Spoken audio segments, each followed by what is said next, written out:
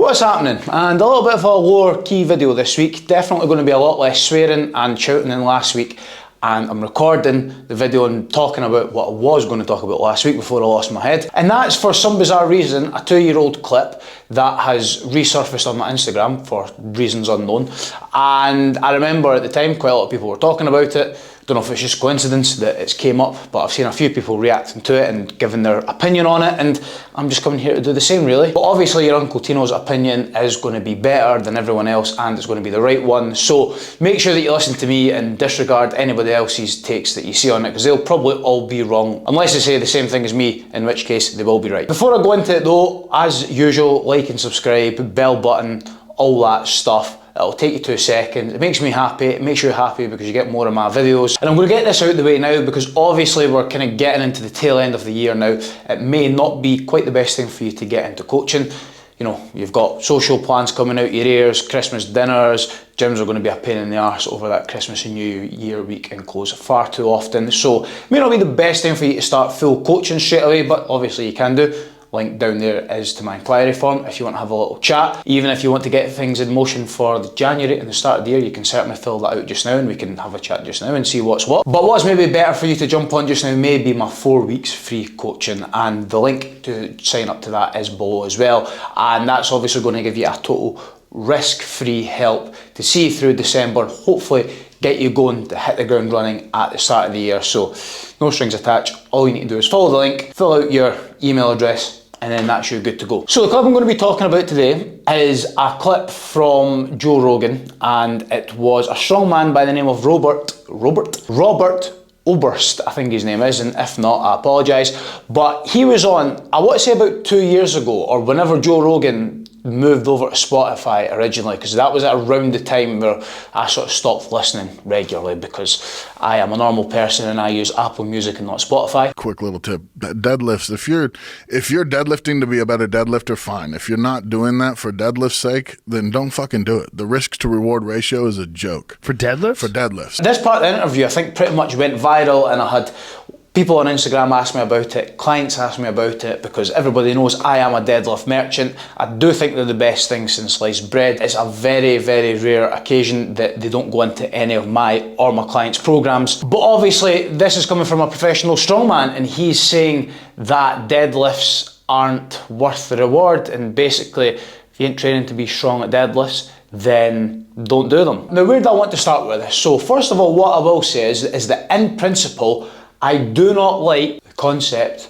or the mindset that just because an exercise has an increased chance of injury makes it an exercise that you should avoid. I do understand that obviously some exercises do come with more risk than others. Like for example, a deadlift is going to be a lot more risky than a bicep curl. But if you do a deadlift properly, your risk of injury massively decreases, and I think, yeah, doing poor deadlifts really increases your chance of injury. But I think doing good deadlifts is not really like for like. It's like you're comparing apples to oranges at that point. And I totally understand that in a world where you're not training to specifically get good at deadlifts and the world's your oyster in the gym and you've got your pick of the litter when it comes to exercises, then you could make that argument and say, well, you know what, that is one of the riskier exercises, so we will pick just different alternatives to that, just to stay on the safe side. But I think that's just like a really simple cop-out, and I just don't think there's a lot of merit to it, and you can make any exercise dangerous if you do it bad enough. The reason that so many people advocate for doing deadlifts, and people do deadlifts even though they're not training to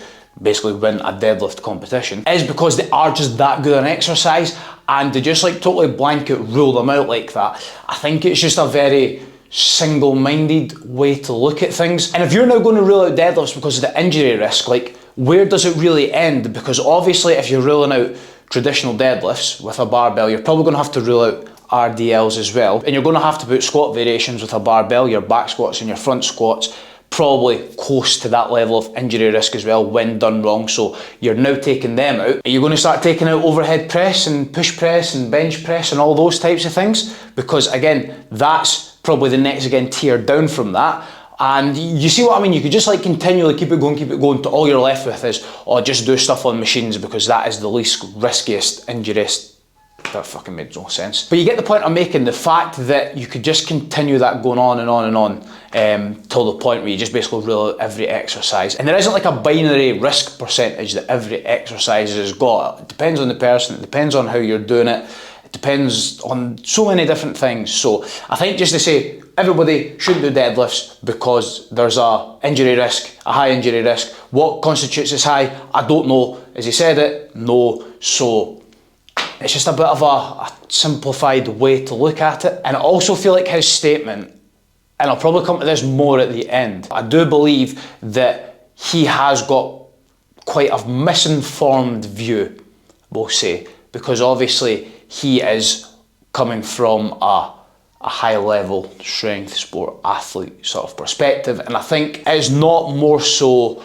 a bad take, I think it's a bit of an ill-informed take. I think he's kind of made a lot of assumptions that he probably isn't in the best position to make about people like yourself watching this, because he is coming from like a high level strength sport position. What he thinks like the general public should be doing, where he's maybe not in the best position to say that, but I'll come to that at the end. I do appreciate definitely that, you know, he has at least given some sort of sensible reason, and he actually has given an alternative, which most people don't do.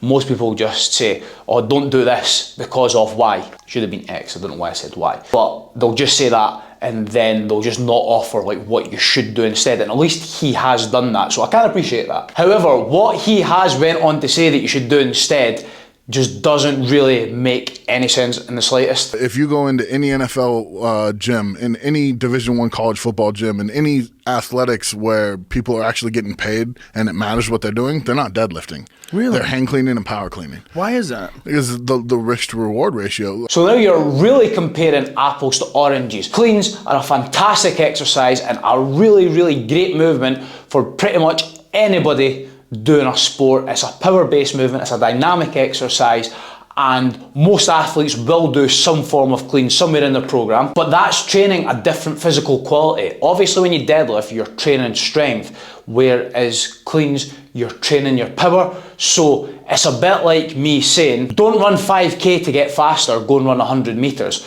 But if you're actually training to get better at like endurance running a longer distance, then that's obviously what the 5k is training, and the 100 meters is training sprinting. So it's like two totally different things. And not only have I seen countless videos of athletes deadlifting at all levels, I have also been there and done it myself as well. I was a high performance athlete training full time, and deadlifts were a core part of our program. And obviously sometimes we would do different variations, and maybe some people, depending on, you know, their different strengths, it was all personalized a lot of the time. So maybe people would do a slightly different variation, like a trap bar deadlift or something like that. But deadlifts were never outlawed, and especially in a strength sport like which what I done judo, then deadlifts were a core part of the gym program. And whenever your sport involves a high level of physicality and strength as a main factor, like a combat sport or rugby or something like that, then again, deadlifts is one of the best exercises to make you strong. And they aren't avoided, and they don't need to be avoided, you just need to do them right. So that may leave you with the underlying question, should you do deadlifts? Because you're somebody that trains to have a good physique and be strong, and you're obviously not really competing in anything, not playing a sport, so ultimately, should you still be doing them? And my answer to you would be this: look for a way to do them. If you're more muscle building focused, please don't listen to the gimpy bodybuilding brigade that somewhere along the line told everyone that deadlifts aren't actually a good hypertrophy exercise. It's just a lot of friggin' nonsense. If you're training to get strong, then there's very few exercises that are going to make you stronger than actually doing deadlifts, and obviously to actually measure your strength and what people want to know how strong you are in, deadlifts is one of the key lifts. And if you're just training just for overall like health, like again, I still would be doing deadlifts in the program. It's not like an absolute necessity, like if you don't do them, everything's like totally went tits up. It's not quite that bad, but I do think they're that good an exercise that you should be trying to find ways to fit them in your program, to be able to do them properly and safely, rather than just kind of like avoid them. I suppose what I'm trying to say is that unless you exhaust all avenues of being able to perform deadlifts correctly and safely and pain-free, then that's probably the point you should drop them.